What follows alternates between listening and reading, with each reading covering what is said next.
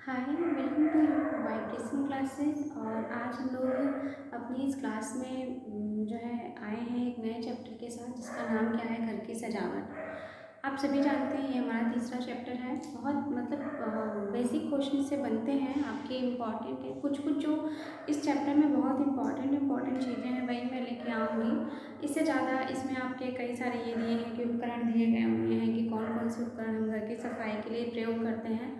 तो ऑलमोस्ट मैंने पेपर कई साल के देखे, ऐसे क्वेश्चन नहीं पूछे जाते हैं।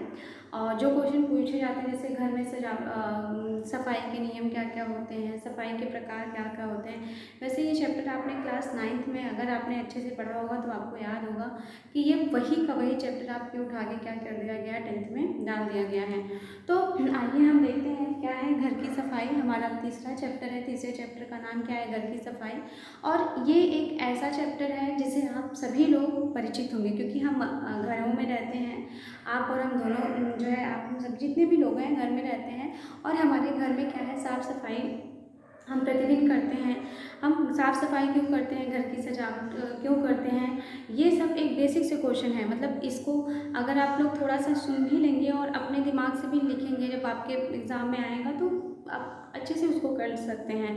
तो घर की सफाई क्या होती है, देखिए सबसे पहली बात तो अगर आप अपने घर को साफ़ सुथरा रखते हैं तो आपका स्वास्थ्य, कहा जाता है कि हेल्थ इज़ वेल्थ, आपका स्वास्थ्य आपके लिए बहुत महत्वपूर्ण होता है।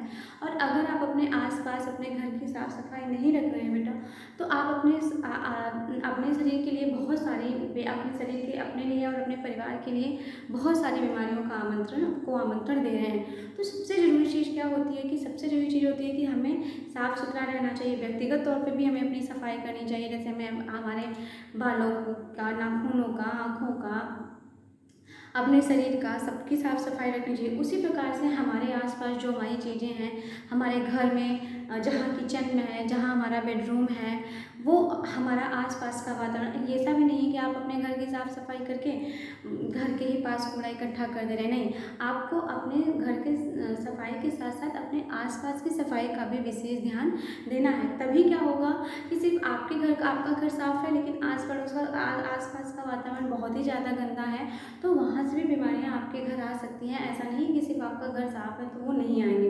इस वजह से ये चैप्टर थोड़ा सा आप लोगों को अवेयर करने के लिए भी डाला गया है।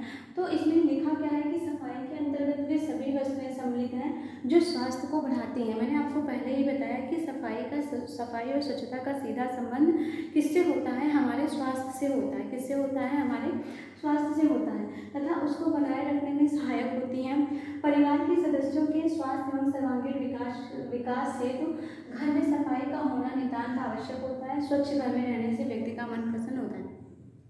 आपने देखा होगा कि आप कहीं बाहर जाते हैं और अगर आप जाते हो तो आपको बहुत जल्दी जल्दी रहती है कि जैसे तैसे काम धाम करके हम लोग क्या कर रहे हैं, यहाँ से निकल जाएं। लेकिन जब आप घर में आते हैं और आप देखते हैं कि घर में वैसे ही सामान तितर बितर रहता है, तो आपका मन क्या हो जाता है, आपका मन उदास हो जाता है, बहुत अजीब सी क्या होती है, बेचैनी होती है। इस वजह से आप सबसे पहली बात तो साफ सफाई की ये चीज़ें हैं कि जो भी वस्तुएं हैं, जो भी आपके काम की वस्तुएं हैं, वो जिस स्थान पे उसे रहना चाहिए उसी स्थान पे हमें रखने चाहिए। इससे बहुत सारे आपके लाभ होते हैं। एक तो आपका समय बचता है, ठीक है। दूसरा, आपका जो है आपका श्रम भी बचता है। आपको कोई चीज़ की आवश्यकता पड़ती है, आपको तुरंत मिल जाती है, उसके लिए ना आपको बहुत ज़्यादा दौड़ना भागना पड़ता है, ना बहुत ज़्यादा आपका क्या होता है, समय लगता है। तो इसलिए सफाई क्या होती है, सफाई आपके लिए बहुत ही ज़्यादा क्या होती है, महत्वपूर्ण होती है। इसके बाद है कि सफाई का महत्व या आवश्यकता क्या है, हम क्यों सफाई करते हैं, आप अपने घर की सफाई क्यों करते हैं। भाई हम अगर अपने घर की साफ़ सफाई नहीं रखेंगे तब भी क्या हो जाएगा, कोई ना कोई कारण होगा।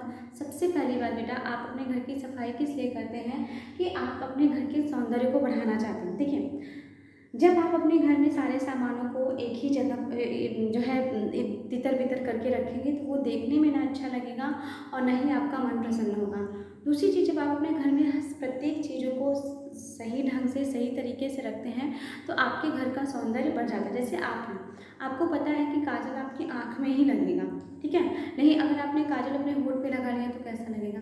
और अगर आपको पता है कि लिपस्टिक तो होंठ पे ही लगनी है लेकिन लिपस्टिक को आपने अपने आँखों में लगा लिया तब क्या होगा। तो उसी प्रकार से सॉरी, स्वच्छता होती है कि स्वच्छता भी क्या होता है, स्वच्छता होती है, जो सजावट आपके घर की होती है वो इसी तरीके से होनी चाहिए कि जो प्रत्येक वस्तु है वो अपने प्रत्येक स्थान स्थान पे रहे। बेडरूम का सामान है तो बेडरूम में रहे, किचन का सामान है तो किचन में रहे, और हर चीज़ें साफ़ और सुथरी होनी चाहिए, ठीक है। साफ और सुथरे चाहिए। आपका घर सुंदर रहता है तो आपका घर सुंदर आकर्षक का केंद्र भी बनता है। जब आपने देखा होगा कि आप जब कभी किसी के घर जाते हैं और किसी का घर बहुत अच्छी तरीके से साफ़ सुथरा रहता है और बहुत अच्छे से डेकोरेट किया रहता है, तो वो घर ऑटोमेटिक क्या होता है कि सुंदरता का केंद्र बन जाता है, हमें अट्रैक्ट करता है चीज़ें, आपका वहाँ पे मन लगता है, आप थोड़ी देर वहाँ पे टाइम स्पेंड करना चाहते हैं। फिर है घर कीटाणुओं को पनपने से रोकना। आपके घर में स्वच्छता रहेगी, साफ सफाई रहेगी तो बेटा कीटाणु नहीं पनपेंगे। कीटाणु नहीं पनपेंगे जैसे आपके कॉकरोच, मच्छर, मक्खियाँ, ये सब आपके घर में नहीं उपस्थित होंगे। और अगर ये सब आपके घर में उपस्थित हो रहे हैं तो आपके घर में बीमारियां भी क्या हो रही हैं, इनके साथ आ रही हैं। इसके साथ स्वास्थ्य मन स्फूर्ति रखने में सहायक।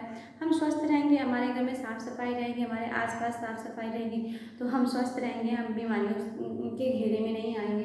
तीसरा, उचित गृह व्यवस्था तथा सुविधाजनक। घर को आकर्षक व आरामदायक बनाने में सहायक होता है। आप कोई भी सामान आप जाते हैं तुरंत ले लेते हैं, आपको आराम करना है आप बिस्तर पे जाके ले लेते हैं। अब आपने अपने बिस्तर पे इतने सारे सामान को फैलाया हुआ है तो आप जाके क्या उस पर लेट जाएंगे। तो आप मतलब कहने का मतलब है कि जब आप अच्छे तरीके से कोई चीज़ किए रहते हैं, अपने आपने सब चीज़ों को सलीके से रखा हुआ है तो आपको कंफर्टेबल रहता है, क्या होता है, आराम से आप चीज़ों को यूज कर सकते हैं। अतिथियों के लिए आकर्षण। जब भी हमारे घर कोई मेहमान आते हैं, आपका घर कितना भी फैला हो, लेकिन अगर आप सुन लेते हैं कि आज हमारे घर मेहमान आया था तो आप तुरंत घर की सफाई का करने लगते हैं, शुरू करने लगते हैं। क्यों? क्योंकि आपको पता है कि बाहर का व्यक्ति आ रहा है और बाहर के व्यक्ति के सामने आप अपने घर को इस तरीके से रिप्रेजेंट नहीं कर सकते। तो रीज़न है ना कि आप पहले से ही अपने घर की साफ सफाई रखे रहिए। आप अतिथि के आने पे क्या होता है कि आप भागा दौड़ी मच जाती है। फिर है कार्यक्षेत्र में कार्यक्षेत्र में सफलता में सहायक। कार्यक्षेत्र की सफलता में सहायक मतलब जो भी आपका कार्य है, जैसे आपका किचन का कार्य है तो आपके किचन बहुत अच्छे से आपने वहाँ पे सारी सामग्रियों को एक ही स्थान पे रखा है, तो आपको बार बार किचन से बेडरूम या बेडरूम से आपको किसी अन्य स्थान पे नहीं जाना पड़ेगा। अगर आपका बेडरूम सही तरीके से है तो आपके बेडरूम में जो चीज़ें हैं वो आपको वहीं पे मिल जाएंगी, उसके लिए आपको फिर इधर उधर नहीं भटकना पड़ेगा। मतलब जब आप अपनी चीज़ों को, अपने सामानों को साफ सुथरा सही ढंग से सही स्थान पर रखते हैं तो वो क्या होती है, वो आपके लिए बहुत जो है उपयोगी हो जाती है। उससे आपका श्रम बचता है, समय बचता है। और बिना मतलब जैसे मान लीजिए आप क्या है कि बच्चे स्कूल से आ रहे हैं, ठीक है, उन्होंने अपने शूज को कहीं फेंक दिया, बैग को कहीं फेंक दिया, ठीक है, बैग को फेंक दिया। बैग का स्थान सोफ़ा या टेबल तो होता नहीं है, आपके कमरे में कोई अलमारी होगी या फिर आपने कोई ऐसा स्थान, भले ही आपका घर छोटा हो, भले ही आपका घर मिट्टी का बना हुआ हो, लेकिन आपको उसको इस तरीके से सजा के रखना है कि वो देखने में क्या लगे, वो देखने में सुंदर और आकर्षक लगे। घर सुंदर होने का ये कतई मतलब नहीं है कि आपका घर महल की तरह क्या हो, बड़ा हो, ऐसा कहीं नहीं कहा जाता। आपका छोटा सा भी घर है उसको भी आपने बहुत अच्छे से सजा के, बहुत अच्छे से साफ सुथरे तरीके से रखा है तो वो घर वहाँ वहाँ पे भी आपका क्या लगेगा, मन लगेगा, वो भी घर क्या होगा, देखने में सुंदर लगेगा, ठीक है। इसके बाद आता है घर की सफाई के नियम क्या क्या होते हैं। घर की सफाई के नियम जैसे सबसे पहले है कि आपके घर में जो कूड़ा निकल रहा है, ठीक है, उसका क्या काम है, आपको उस कूड़े को ऐसे ही नहीं फेंक देना है कहीं पे, बल्कि एक कूड़ादान आपका होना चाहिए, वहाँ पे क्या करना चाहिए, इकट्ठा होना चाहिए। हफ्ते सप्ताह के बाद यदि अगर आपके घर कूड़ा लेने वाला आ रहा है तो उसको दे देना है, नहीं तो कहीं पे आप गड्ढा वगैरह खोद के उसको उसके जो है निस्तारण की व्यवस्था कर सकते हैं। दूसरा, घर को कूड़ा गली या सड़क पर नहीं फेंकना चाहिए। ऐसा नहीं है कि आप अपने घर की सफाई कर रहे हैं और सड़क पे कूड़ा फेंक दे रहे हैं, आप अपने घर की सफाई कर रहे हैं पड़ोस के पीछे कूड़ा फेंक दे रहे हैं, ऐसा आपको नहीं करना है। आप अगर घर की सफाई अपने कर रहे हैं तो आप, अब ये सड़क हो गया, आपके अगल बगल का वातावरण, ये भी आपकी सामुदायिक संपत्ति है। सड़क पे कोई और नहीं, हम ही और आप चलते हैं, इसलिए अगर हम सड़क को भी गंदा करेंगे तो वो भी हमें ही प्रभावित करेगा। तो इसलिए घर की कूड़े को हमें इस तरीके से कहीं पे भी नहीं फेंक देना है। जहाँ तक हो सके कूड़ा गीला नहीं करना चाहिए। अगर आप कूड़ा घर में आपके गीला कूड़ा निकल रहा है तो उसके लिए आप अलग से डस्टबिन बना लीजिए, अलग से कोई कूड़ेदान बना लीजिए, आप उसमें रखिए। सूखे कूड़े को आप अलग रखिए और गीले कूड़े, आपने देखा होगा कि आप अगर किसी भी सामुदायिक स्थान पर जाते होंगे, रेलवे स्टेशन वगैरह पे जाते होंगे, अस्पताल वगैरह में जाते होंगे, तो आपने वहाँ पे एक चीज़ देखी होगी कि वहाँ पे जो वो डस्टबिन होते हैं, बड़े बड़े से डस्टबिन होते हैं, दो होते हैं, वो उसमें एक आपका क्या होता है जो है गीला कूड़ा आपका जाता है, एक आपका ग्रीन रंग का डिब्बा होता है और आपका ब्लू रंग का डिब्बा होता है। ग्रीन वाले में हम गीला कूड़ा डालते हैं और ब्लू वाले में हम क्या करते हैं, हम सूखा कूड़ा सूखा कूड़ा क्या करते हैं, डालते हैं। इसके बाद है दरवाजे खिड़कियों को खुला रखें। कि वेंटिलेशन आपके घर में बहुत ज़्यादा ज़रूरी है। वेंटिलेशन का मतलब संवातन, मतलब हवा का आवागमन आपके घर में बहुत ज़्यादा ज़रूरी है। अगर ऐसा नहीं हो रहा है तो आपके घर में बहुत ज़्यादा सफोकेशन होगा और आपको अच्छा नहीं लगेगा, मतलब एक पॉजिटिव एनर्जी आपको वहाँ पे नहीं आएगी। साथ ही साथ घर के शौचालयों में दूसरे तीसरे दिन फिनाइल डलवाना चाहिए। मतलब आप घर में आपके जो बाथरूम है, आप जो यूज कर रहे हैं उसको आपको हर सप्ताह क्या करना है, क्योंकि देखिए हम ही और आप जो है उसको यूज कर रहे हैं और हम ही और आप अगर सफाई नहीं करेंगे तो हम और आप ही उससे क्या होंगे, प्रभावित होंगे। अन्य कोई भी उससे क्या होगा, प्रभावित नहीं होगा। तो इस तरीके से क्या करना चाहिए, ध्यान दीजिए। अब आता है सफाई के प्रकार। सफाई के प्रकार कितने होते हैं, तो सफाई के प्रकार आपने देखे हैं 4-5 प्रकार के होते हैं। दैनिक सफाई होता है, साप्ताहिक सफाई होती है, मासिक सफाई होता है, वार्षिक सफाई होती है, आकस्मिक सफाई होती है। और ये हम हमेशा मतलब साल भर हम अपने घर में ये चीज़ें करते रहते हैं। आपने देखा ही होगा ये सेम चैप्टर बेटा आपका क्लास 9 से उठा के क्या कर दिया गया, 10th में डाल दिया गया। कोरोना के टाइम में इन सारे चैप्टर को हटा भी दिया गया था। जो आपका 30% सिलेबस रिड्यूस हुआ था, 30% जो सिलेबस को जो आपको हटाया गया था, उसमें ये सारे चैप्टर आपके क्या हो गए थे, हट गए थे। लेकिन अब आपके सारे चैप्टर से क्या किया जाता है, एग्जाम में पूछा जाता है और इम्पॉर्टेंट चैप्टर कुछ कुछ चीज़ें इसमें जैसे पूछ लेती हैं। सफाई के नियम क्या होते हैं, सफाई क्यों आवश्यक होती है। लघु उत्तरी में सिर्फ ऐसे पूछ सकते हैं, अति लघु उत्तरी में आपसे 1-2 पॉइंट डालने के लिए पूछ सकते हैं। सफाई के कितने प्रकार होते हैं, लघु उत्तरी में पूछ सकता है। तो इसलिए पढ़ना जरूरी है। हम क्या कर लेंगे, इजी चैप्टर है, मतलब ये सिर्फ और सिर्फ आप सुन लेंगे तब भी आप क्या करेंगे, इसको आसानी से लिख लेंगे। तो सफाई के प्रकार मैंने बताया, दैनिक सफाई होती है। दैनिक सफाई क्या होती है, जो सफाई प्रतिदिन हम और आप अपने घर में करते हैं। प्रतिदिन हम अपने घर में झाड़ू लगाते हैं। बिस्तर हम लोग रोज़ सही करते हैं। बर्तनों की सफाई हम रोज़ करते हैं। किचन की सफाई हम रोज़ करते हैं। यही कार्य जो हम प्रतिदिन करते हैं वही हमारा क्या कहलाता है, वही हमारा जो है ये जो आपकी दैनिक सफाई मतलब डेली जो सफाई हम करते हैं वही कहलाती है। लेकिन जैसे सभी कमरों की दैनिक सफाई वो हम डेली करते हैं। मैंने कहा कि हम लोग कमरे के बिस्तर को सही करते हैं। हम उठते हैं तो सबसे पहले हम अपने बिस्तर को ही झाड़ू के उसके चद्दर वद्दर को सही करके ब्लैंकेट वगैरह को मोड़ के हम क्या कर देते हैं, रख देते हैं। फिर हम अपने घर में मतलब आप इस चैप्टर को प्रैक्टिकली समझिए। आप जो करते हैं जब आपके एग्जाम में आए तो आप जो करते हैं आप वही लिख देंगे, आपको नंबर क्या हो जाएगा मुझे। हाँ, लेकिन अब आप उल्ट रूल की चीज़ें मत लीजिएगा, मतलब एक जो कॉमन सी चीज़ें हैं जो हम सभी करते हैं उसको ध्यान में रखें। रसोई घर की साफ सफाई हम करते हैं। स्नान गृह और शौचालय की सफाई, बाथरूम में हम जाते हैं नहाने से पहले हम बाथरूम को साफ कर देते हैं। घर की नालियों की सफाई, क्योंकि पानी अगर वहाँ पे जम जाएगा बेटा तो वहाँ पे मक्खियाँ और मच्छर क्या होंगे।